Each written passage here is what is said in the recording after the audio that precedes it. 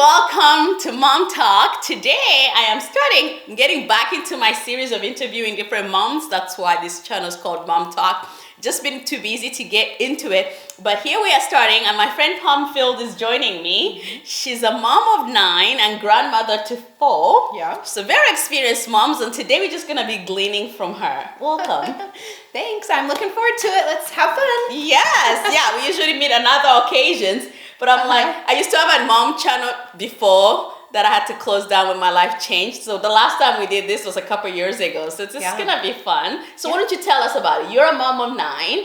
You've been walking this journey. How old is your oldest? My oldest is almost 28, Okay. and my youngest is almost 11. Oh my goodness! So you have the whole in between. Yeah. What a journey. Well, share your journey with us. How's your motherhood journey been? You know, I was thinking about this the other day. I was married we were getting ready to go on our 1-year anniversary, and I got a phone call from my doctor. I had gone in because I thought I was pregnant, and back in those days we didn't have all the at-home tests, right? So we actually had to go to the doctor's office and get the blood test, and I picked up my phone on the wall. You did blood test, so you didn't pee in the cup at the doctor's? You know, I think it was a blood test. I think. And so then I just answered the phone, and he said, "Is this Mrs. Fields?" And I said, "Yes." And he said, "Hi, Mom." And I was like, "Wait, that means really? Really? Oh, wow." And so then, you know, you have this time to process, like, I am a mom. I'm gonna be a mom. Like, whew, okay. So, you know, pregnancy came, and I remember being at the hospital. It was a good anniversary gift, wasn't it? Yeah, it was our first anniversary. Yay. So when this baby was born, I remember being at the hospital, and it was a 24-hour stay, and they wanted us to bring in the car seat so they could confirm that we knew how to buckle them in, and it was, you know, all secure and everything.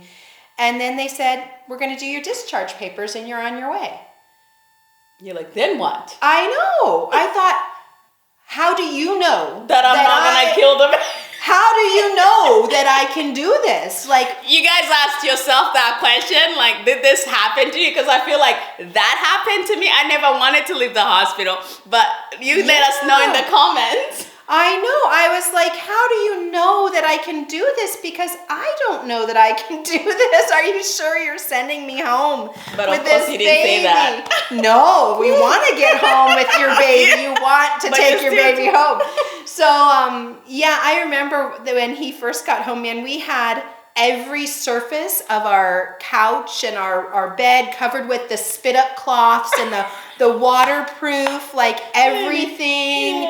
And as soon waterproof, these little waterproof pads that you put down to change diapers on. We had them cover our entire couch in case there was any spit up or anything. You guys planned ahead. Oh my goodness. Well, no, we took many emergency trips to the store because we didn't know we'd need it. And then, we need another one. Oh, we need another one.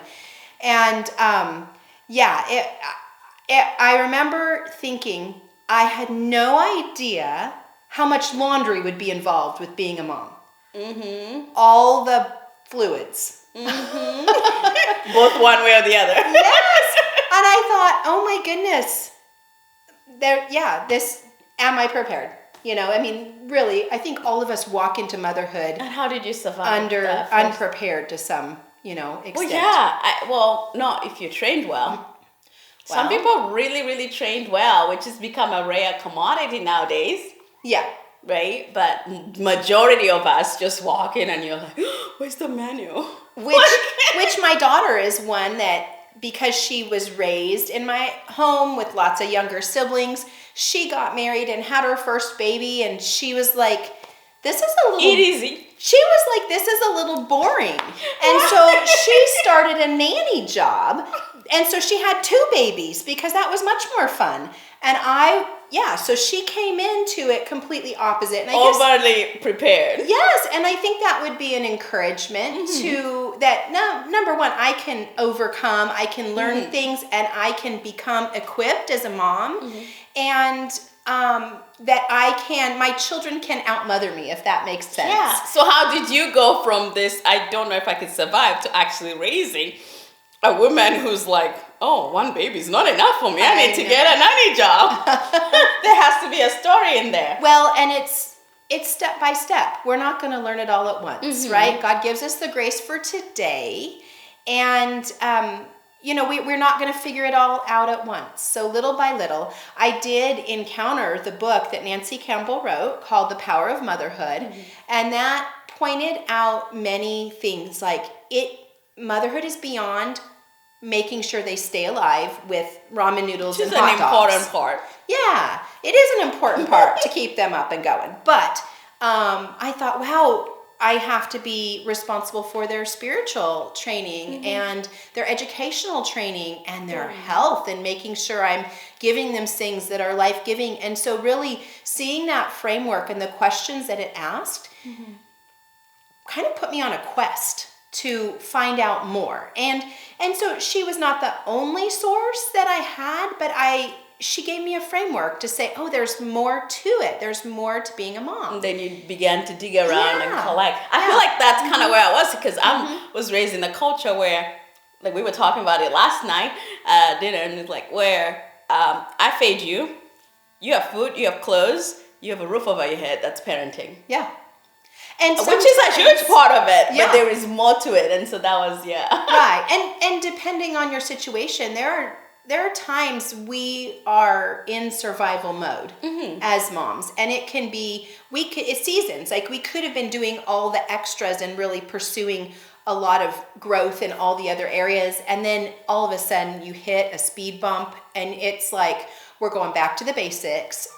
And right now for this time, we are all, healthy at the end of the day, or we're all, one thing. We can't get overwhelmed. I think there are lots of components to motherhood, and if we think we have to attain perfection to all of them. I'm gonna stop you because I gotta say, I should have not opened the window. That's okay. Gosh, now I feel like I'm gonna sneeze too. Good.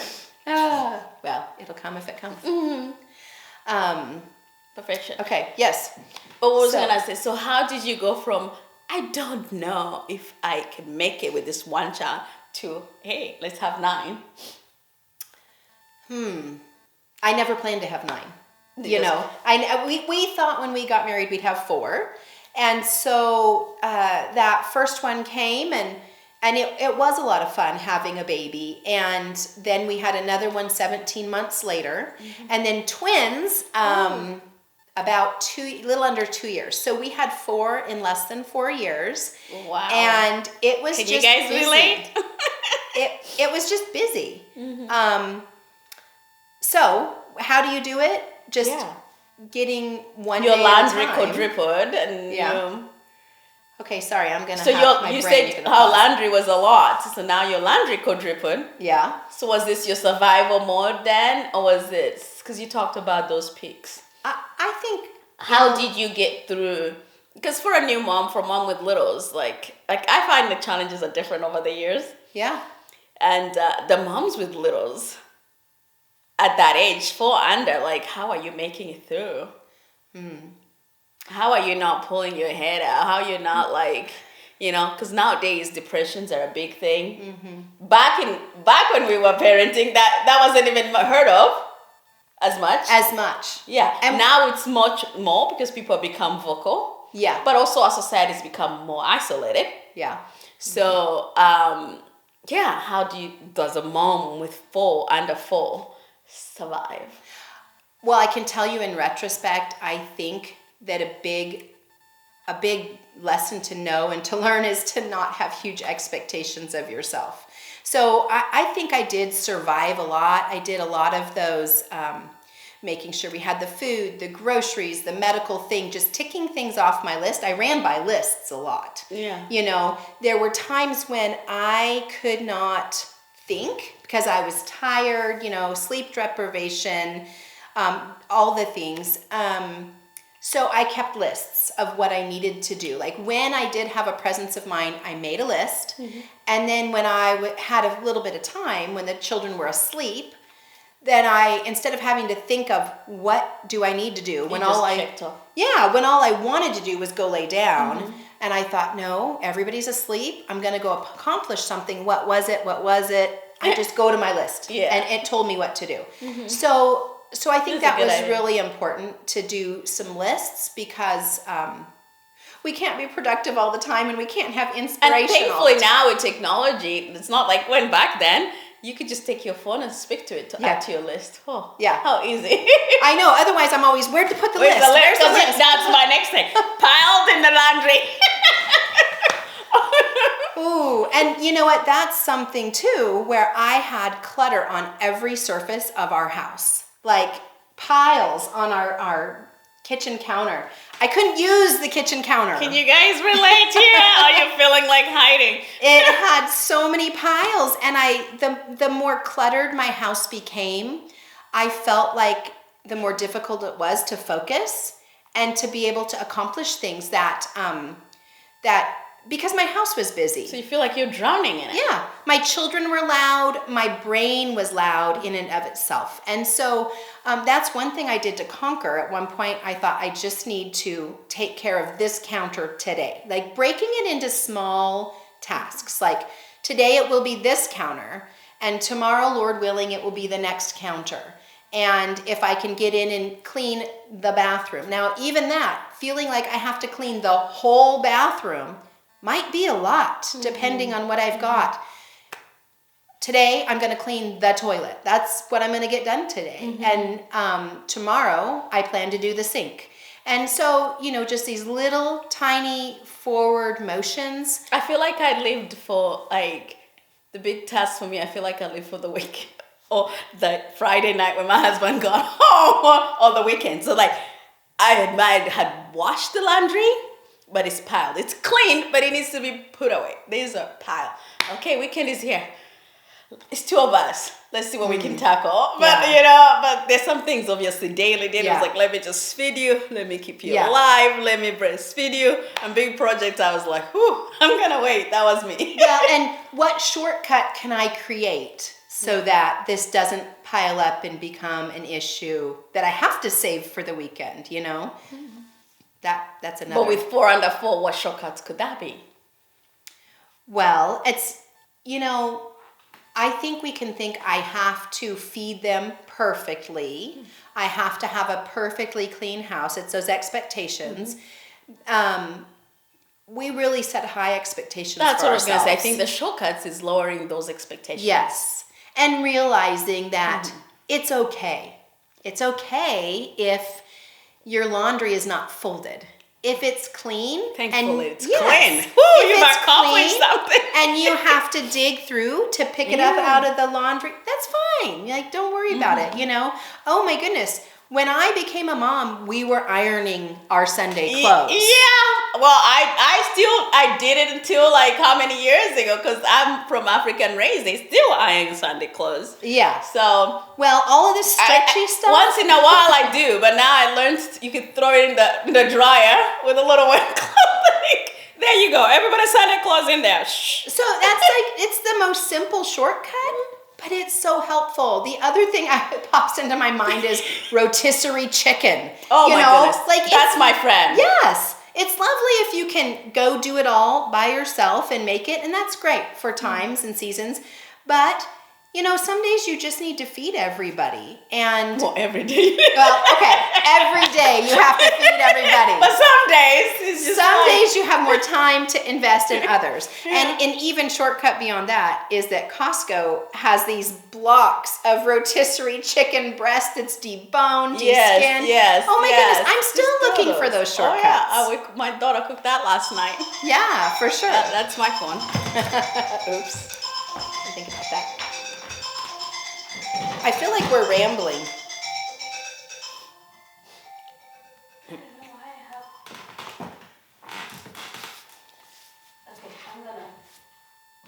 All right. No. I feel like we're rambling. I don't know how far you want to go. So how many minutes? Let's continue a little bit and then we'll finish. Okay.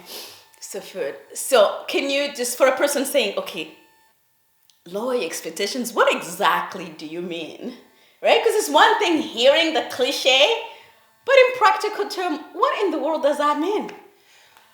Well, I think we can get ourselves in danger when we lower our expectations so much that we're not hardly putting in effort. There's a balance here. Yeah, you're right. Yeah, there is a balance, because sometimes we can say, oh, I've learned to lower my expectations. You know what I'm going to do today? Yeah. I'm just going to sit here and scroll. Yeah. Well, we're not accomplishing and caring for our children and our husband, our family, if we've lowered them so much so that we've thrown them all out the window. Yeah, so I feel like you and I and this two different, like, I mean, you even much older than me, so like, with your, Thank you. Or your children are older. Like, so what I mean is like, my children are younger. Like, my oldest is 18, so like, you've mothered way longer. So, but yet I'm still like, the world has changed so much in the last that, yet I find myself referring to myself as the older generation, because we still didn't have cell phones as much as all this is new. It just happened so quickly. Right. You know? No, so, it's true. like, I feel like we went from a generation of mothers who just expected so much. Make everything from scratch. Keep it clean. Da, da, da, da. You never knew how they did it, but that's how they always had it done, right? It had to be like this. So there was such a high expectations. But now we have this generation of no expectations. Right. I agree. So you're just like, they're like, what? So what? Like, the bed doesn't need to be made. The house doesn't need to be clean. Just, we just microwave every meal, or we just like, lets me lower my expectations. I feel like our understanding of lowering expectations might vary here. Yeah. So maybe walk me through that. Oh, well, can I? I don't know that I can. I mean, and I think that every generation, the expectations my grandmother would have had, or my mother would have had, or, and my daughter as a mom has, they are different. But I think we have to go back to, it's just some of the core values of Scripture. Like, what does God want us to do? What does He require of us as mothers? Are we adding in things that we're just making up for ourselves? It's the tradition of man. It's the tradition of motherhood that we do all these things. Because birthday parties. Think about that alone, Like, this is something that we put on ourselves. It's like, to be a good mom, I have to have a themed birthday party. Wow, and they've gotten so much more elaborate than my goodness, they're so elaborate. And really, and invite all their friends and oh boy, and really, that's when that's an added thing, and you can add it if it's not causing you extra stress and not causing you to be a miserable mom, and actually taking away from the celebration of that child's life, right. But sometimes it might be like, get that chicken, get that ice cream, and be a happy mom who actually celebrates that child's life, and maybe plays a game instead of like, the guests are gonna be here, get your chicken, happy birthday. Right. I think that there's I don't know, what's the basic level of what do we need to do? It's, basic is feed and clothe. We think feed and clothe and put a shelter over our families' heads, which is care for them emotionally. But yes, we can't forget the emotion and the spiritual and biblically, you take care of the whole human being, which is body, spirit, and soul. Yes. Right? So like sometimes we just focus, I fed you. Yeah, that body fed, but that spirit needs the word. Spirit needs the spirit. So I feel like, to me, those are basics. Yeah.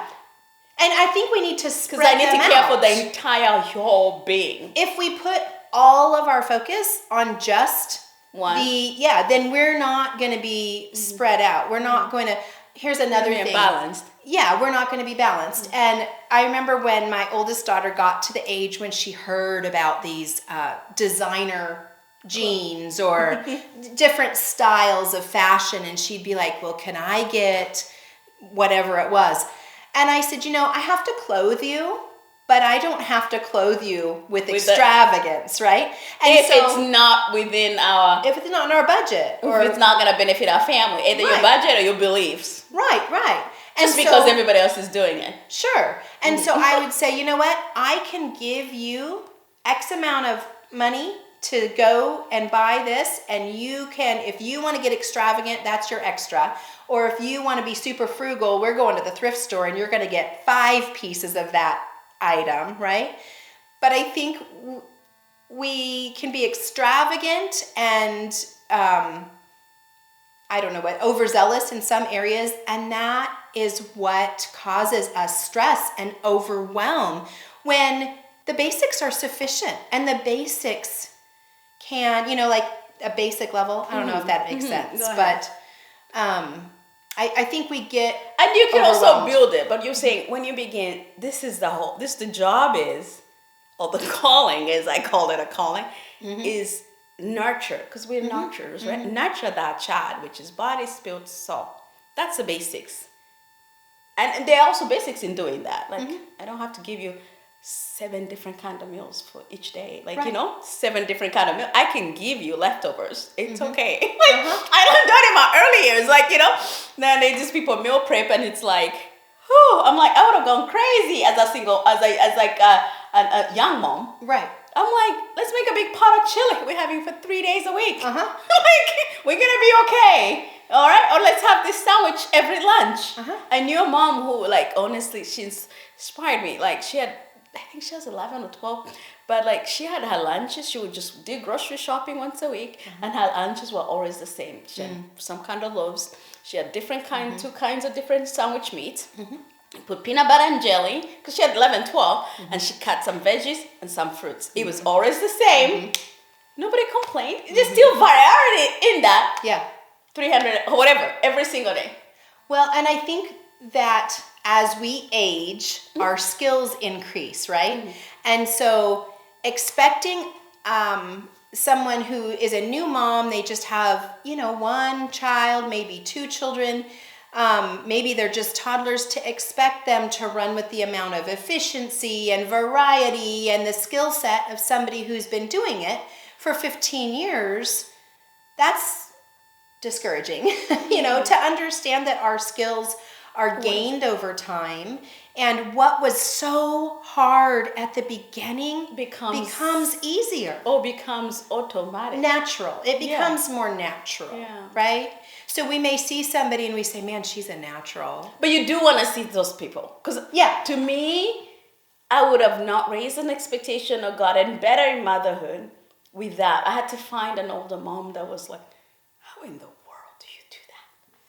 To challenge you and say, teach me how to do what you've done, not to beat yourself up and say, yeah, I'm not like that, so we can't compare. No, but to give me a picture of what it can be. Yes. Instead of me like, I could just sit at home. No, because I thought it was okay. I'm just feeding you. You're okay. What else do you need? Yeah. But I needed a picture of what does it look like? What the end result? I had to watch her children, her older children were adults. I'm like, that's kind of adults I want. Yeah. And then I could take steps back. Okay, what did you do to get to that? Right. And still, you're right. Not beating yourself, allowing yourself time to get there, because she didn't get there overnight. Right.